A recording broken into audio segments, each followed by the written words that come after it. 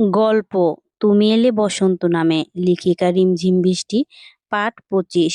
সকাল 7টা বাজতে বাহিরে থেকে সবেমাত্র সূর্য দেখা মিলল। আলো যেন এসে সোজা ইয়াসের মুখে পড়ল। বেচারা কোলবালিশকে আঁকড়ে ধরে শুয়েছিল। গেল ঘুমটা ভেঙে। নিভু নিভু আলো ডলতে ডলতে উঠে বসেই পাশ ফিরিয়ে দেখল তার মা ইয়াদের একদম আষ্টেপৃষ্ঠে জড়িয়ে ধরে আছে। ইয়াস তা দেখে কিছুটা ঠোঁট উল্টে ইয়াদের কোলের উপরে থুতনি মেরে দেখল মায়ের মুখখানা। ইয়াস মায়ের দিকে তাকিয়ে হুট করে ইয়াদের হাত কামড়ে ধরে রাখল। ইয়াদের দুধের দাঁত হওয়ায় ইয়াস তেমন ব্যথা পেল না, শুধু সামান্য নড়ে উঠল। ইয়াস মাথা তুলে আশেপাশে তাকিয়ে কি করবে সে খুঁজে পেল না। বেড থেকে নেমে রুমের মধ্যে হেঁটে বেড়াতে বেড়াতে দরজার দিকে চোখ পড়তেই দেখল দরজা নখ নিচে লাগানো। ইয়াদের চোখে দুটো কিচকিচ করে উঠল খুশিতে। একবার পিছনে ঘুরে মায়ের দিকে দরজার ছিটকানিটা আস্তে করে ঘুরিয়ে বেরিয়ে গেল ছোট ছোট পায়ে। বাহিরে বেরিয়ে পাশে ফিরতেই জিসানের ঘরে দেখে এগিয়ে গেল। জিসানের রুমে আটকানো দেখে দরজা হালকা হাত দিয়ে মেরে আস্তে করে বলল, রিতাত উঠোনি এখনো? আমি দেখা উঠে গেছি। ছোট হাতের ধাক্কানো আর কতই বা জোরে হতে পারে, কিন্তু ভেতর থেকে চট করে দরজা খুলে দিল কেউ। দরজা খুলে মাথা বের করতেই তুবা দেখল সামনে কেউ নেই। নিচে তাকিয়ে ইয়াসকে দেখে চোখে পড়ল। ইয়াস তুবাকে দেখে ভীষণ খুশি, হেসে বলল, খালামণি তুমি উঠেছ? আম্মু ঘুমায়, তুমি খেলবে?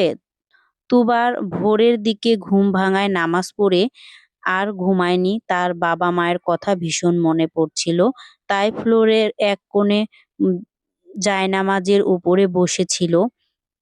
কারো দরজার ধাক্কার আওয়াজ কানে ভাসতেই উঠেছিল। তুবা ইয়াসকে ভেতরে নিয়ে দরজা আটকে দিল। তারপরে ইয়াসকে কোলে করে বেডের উপরে বসিয়ে ইয়াস সামনে তাকিয়ে দেখল জিসান সোফায় ঘুমিয়ে আছে। তা দেখে তুবাকে জিজ্ঞাসা করলো, জিসাত এত ঘুমায় কেন? বলেই হেসে উঠল। তা শুনে তুবাও মলিন হাসল।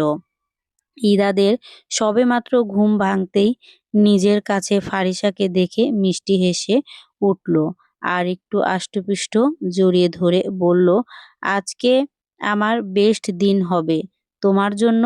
Good morning. এইবার ফারিসা নড়ে চড়ে উঠতেই ইদাত চোখ দুটো বড় বড় করে ফেলল। কি করবে সে ভেবে কুল পেল না। ফারিসা চোখ খুলতেই দেখে সে চট করে চোখ বন্ধ করে ফেলল, ঘুমের অভিনয় করলো। ফারিসা ঘুম ভাঙতেই ভাবল পাশে ইয়াস আছে, তাই ভেবে ইয়াদকে আর একটু জড়িয়ে ধরে চোখ খুলতেই ফারিসা নিঃশ্বাস যেন আটকে সেকেন্ডের জন্য আটকালো। তারপরে একে একে দুই মিলাতেই হাত সরিয়ে ইয়াদের মুখের দিকে গরম চোখে তাকিয়ে বলল, নাটক না করে চোখ খোলো। ইয়াদের থেকে কোনো আওয়াজ এলো না।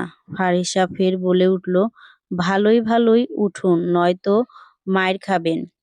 ইদাত নাটক করলো বেশ নিখুঁতভাবে। হালকা নড়ে উঠে ঘুম জড়ানো কণ্ঠে বলল, উফ, আর একটু ঘুমাতে দাও তো আমায়। ফারিসার মুখ বাঁকিয়ে চট করে ইদাদের কানের কাছে টিপ টেনে ধরে ইদাতের রুকিয়ে বলল, জেগে উঠল। মুখ কুঁচকে ফেলে বলল, অমন করো কেন? একটু ঘুমাচ্ছিলাম তো। রাতে কি বলেছিলাম মনে পড়েছে না তো? ইদাত ভুরু কুঁচকে তাকালো। বলছিলাম কাছে আসবেন না। তাহলে এখন কি করছেন? ইদাত বাচ্চাদের মতো মুখ করে শটান হয়ে শুয়ে পড়ে বলল, আসলে হয়েছে কি, রাতে তখন ব্রেন ইন্তেকাল করেছিল। এখন ফিরে এসেছে, তাই মনে পড়ছে না কিছুই। বলে উঠে গেল। ফারিসা ইদাদের হাত টেনে ফের শুয়ে পড়ে বলল, ইয়াস কোথায়? ইদাত পাশ ফিরেই দেখল ইয়াস নেই। ইদাত আশেপাশে নজর বুলিয়ে চোখে পড়ল দরজা খোলা। তার বিচ্ছু ছেলে যে সুযোগ বুঝে বেরিয়ে গেছে তা ঠিক ধরে ফেলল। জিহ্বা দিয়ে ঠোঁট ভাজিয়ে আমতা আমতা করে বলল, না মানে তোমার ছেলে বাহিরে গেছে বোধহয়, দরজা খোলা দেখছি। ফারিসা ইদাদের কথায় পাশ ফিরে দেখল দরজা খোলা। না জানি দুজন কিভাবে শুয়েছিলাম, কে জানে তা। ফারিসা বালিশ দিয়ে ইদাদেরকে মেরে বলল, আপনার আসলেই লজ্জা নেই? পারমিশন ছাড়া আমার কাছে এসেছেন কেন? ইদাত মায়ের খেতে খেতে বেড থেকে নেমে বলল, আরে এর জন্য পারিশমান নিব কেন? আমি কি অন্য মেয়েকে জড়িয়ে ধরেছি?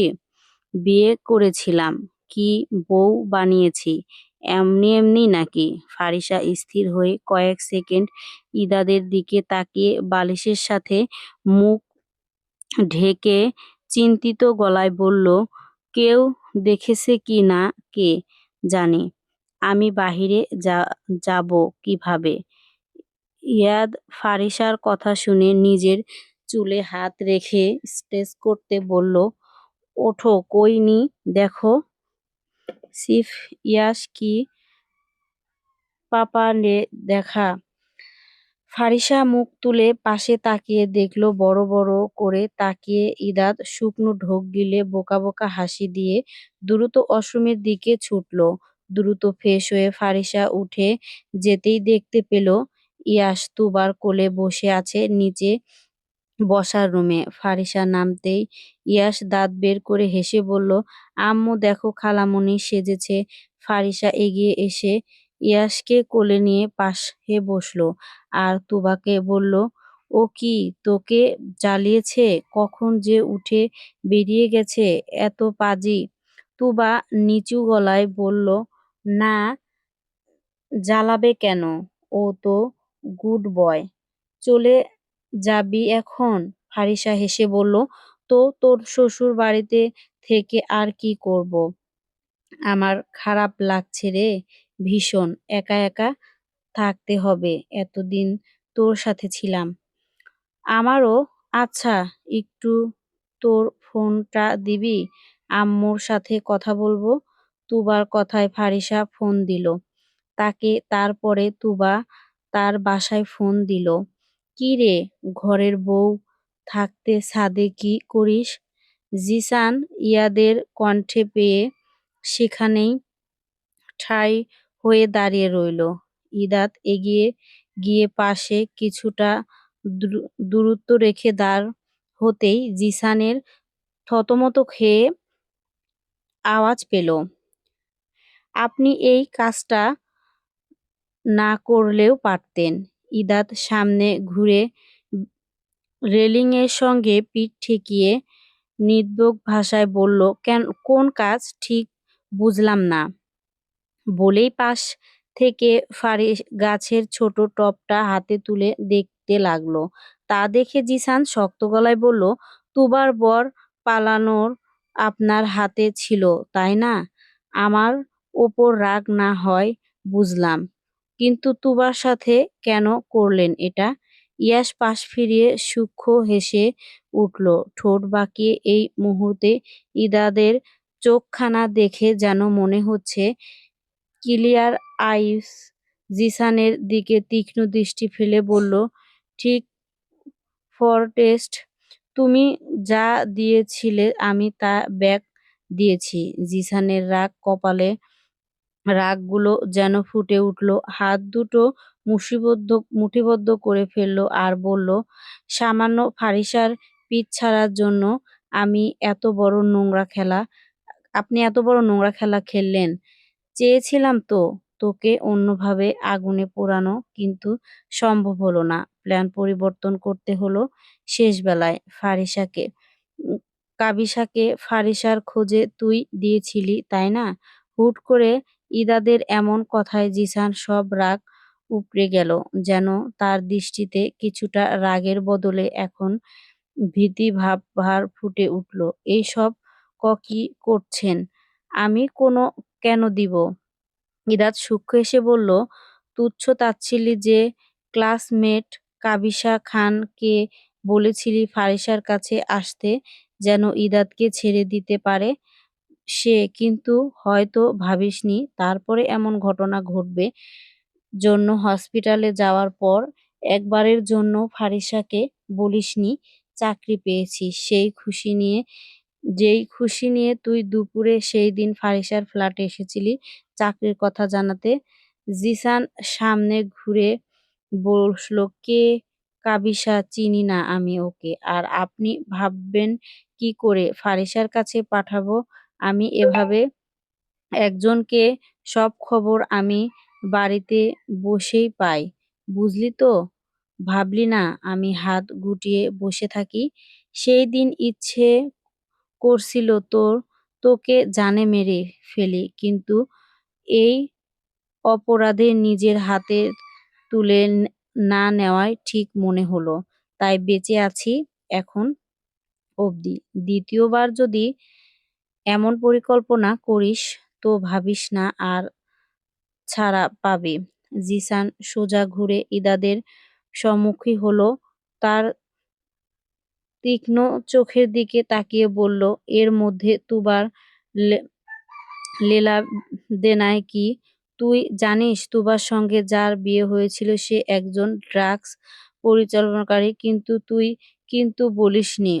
আমি বলেছি, কারণ তার বাবার জন্যই তুই চাকরি পেয়েছিস। এই বিয়ের আটকানোর তোর চাকরি নিয়ে টানাটানি হতো, তাই বন্ধুত্ব সম্পর্কে ভুলে গেলে এমন নিমেষে। তাই তুই জাহিদকে বন্ধুত্বর মর্ম বুঝেছিলিস, আর না আসলে ওটা তোর আগেই ঠিক বোঝা উচিত ছিল। জিসানের মুখে যেন এবার বন্ধ হলো চিরতরে, আর একটি কথা বলার সাহস পেল না।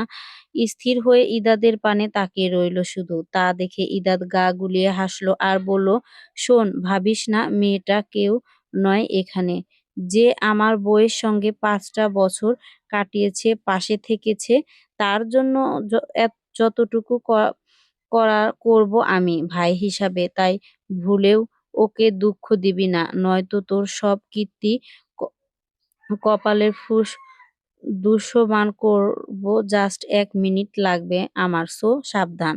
ইদাত জিসানের দিকে তাকিয়ে হাত থেকে টপটা সাইডে ধরে ঠাস করে ছুঁড়ে ফেলতেই টপটা ভেঙে খণ্ড খণ্ড হয়ে গেল। তারপরে ইদাত বাঁকা হেসে দিয়ে জিসানের কাছে কিছুটা ঝুঁকে এসে এক চোখ মেরে বলল, চেকমেট বলেই হাসতে হাসতে পকেটে 2 হাত গুজে নেমে গেল ছাদ থেকে। জিসান বুঝল না এত খবর, এত তথা তাকে দিল কে। এইসব ভেবেই রাগে রেলিংয়ের উপরে পাঞ্জা মেরে দিল। বিকেলে যেতে ফারিসা থেকে যাওয়া আরেকটু। ফারিসা হেসে উঠল আর বলল, না আন্টি, আবার আসবো এক সময়। আমি একটু তুবার খেয়াল রাখবেন, মেয়েটার দুঃখ পেয়েছে ভীষণ।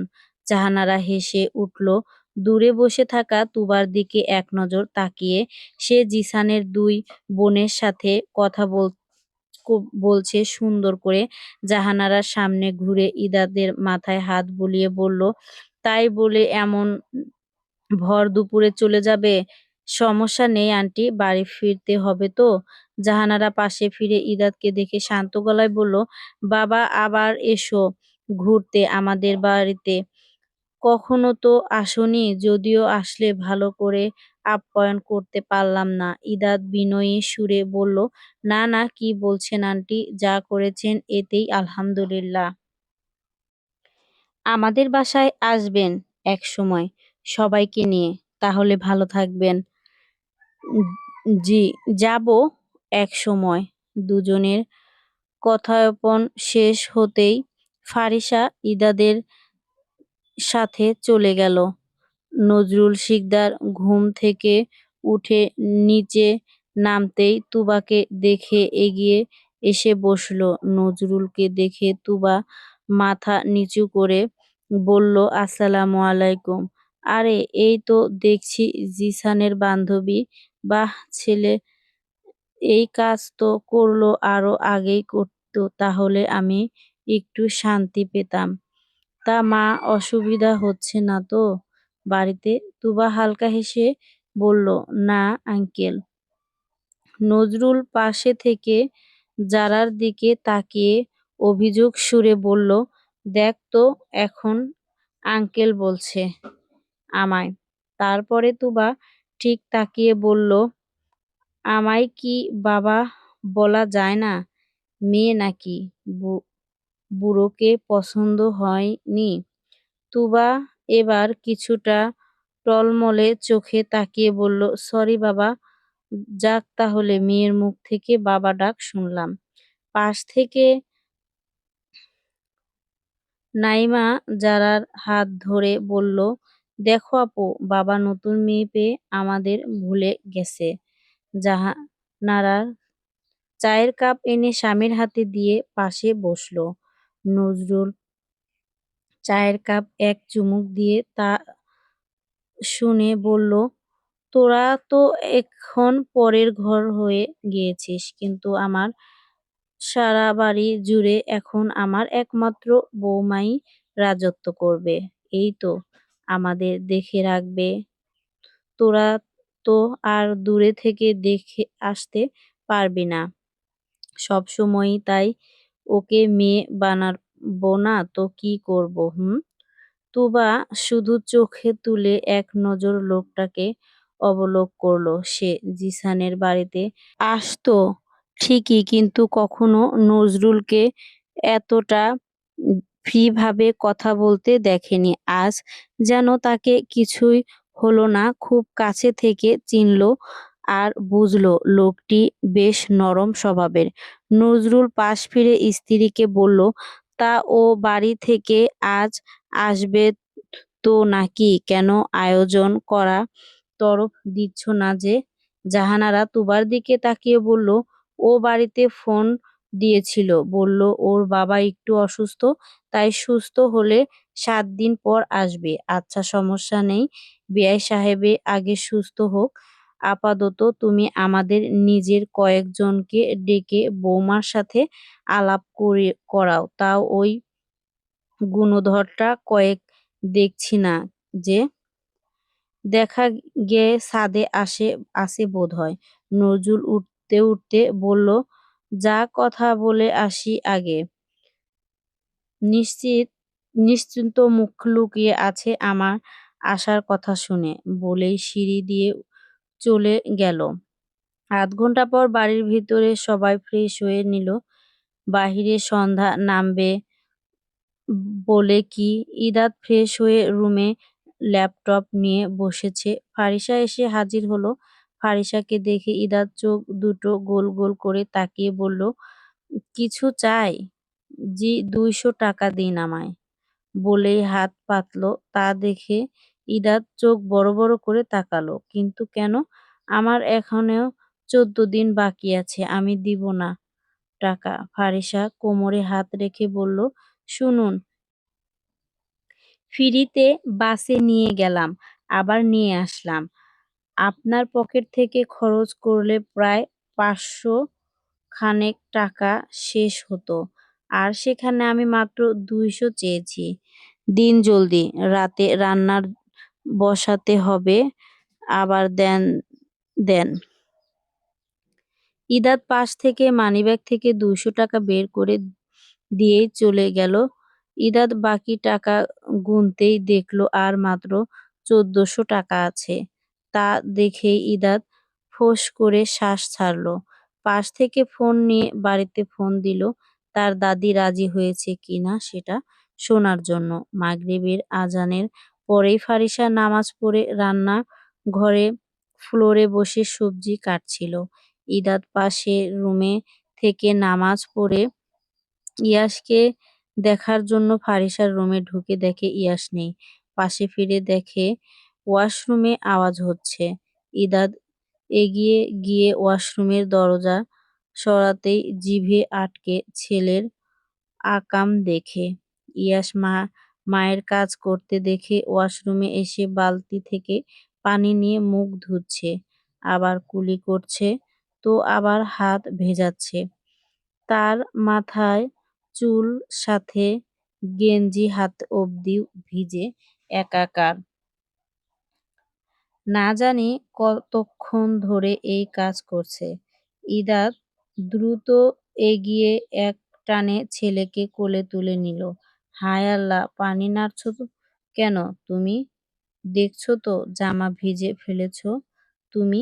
আমি তো অজু করছি মিলাদ। ছেলের কথা শুনে ইদাত নিজের কপালে চড়াতে বলল, বাবা ঠান্ডা লেগে যাবে তো, দ্রুত বাহিরে আসো। বেডের ওপরে দাঁড় করিয়ে মাথা মুছে জামা বের করতে লাগলো।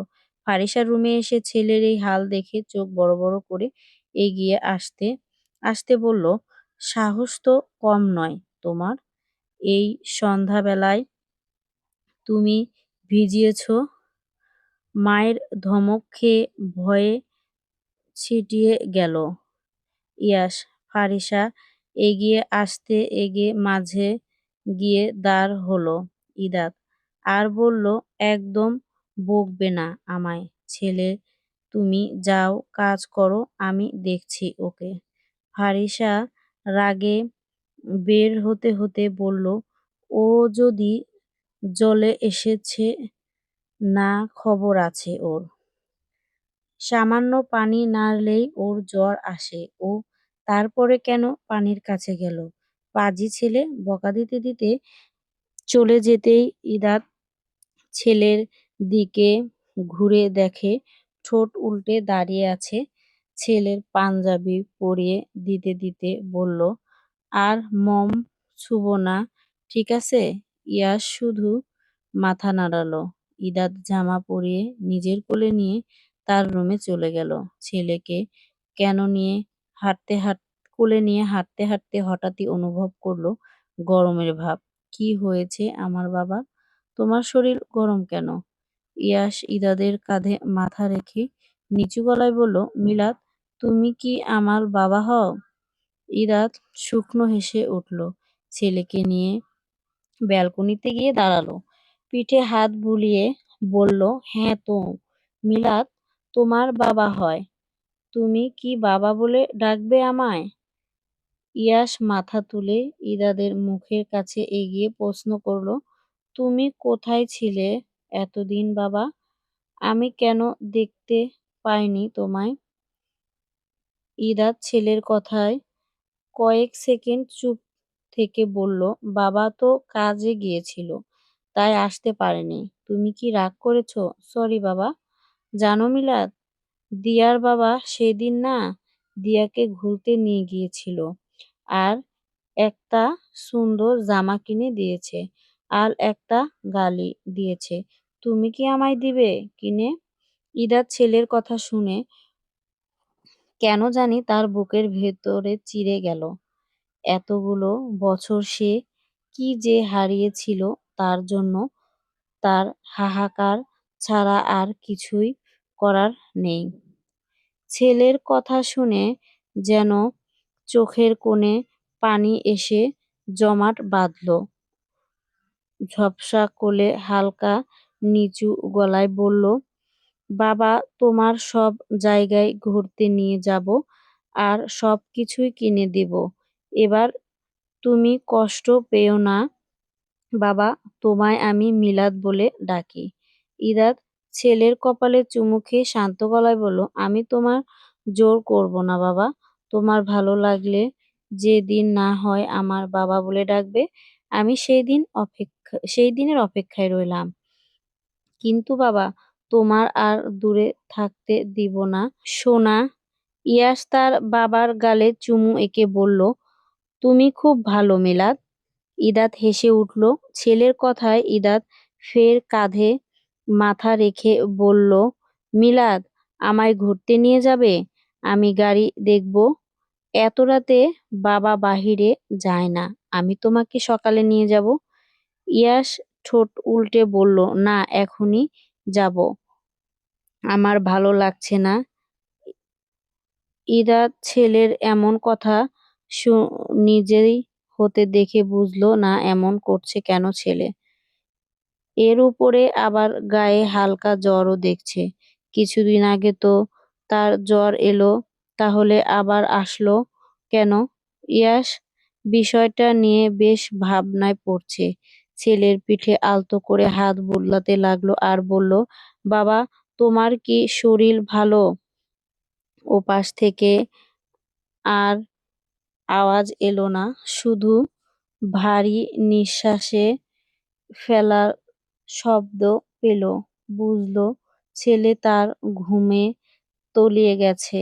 ইদাত আকাশের পানে চেয়ে উদাস গলায় বলল, আল্লাহ, তুমি আমার সুখ নিয়ে সব আমার ছেলেকে দাও। আমি আমার ছেলেকে এই ভালোবাসা দিতে পারিনি যা তার প্রাপ্য ছিল। ইদাত চোখ বুজে ছেলের আঁকড়ে ধরে বলল, বাবা, তোমার সব খুশি দিবে, আমার কলিজার আর কষ্ট পাবে না, চলবে। কেমন লাগলো গল্পটা অবশ্যই কমেন্টে জানাবেন।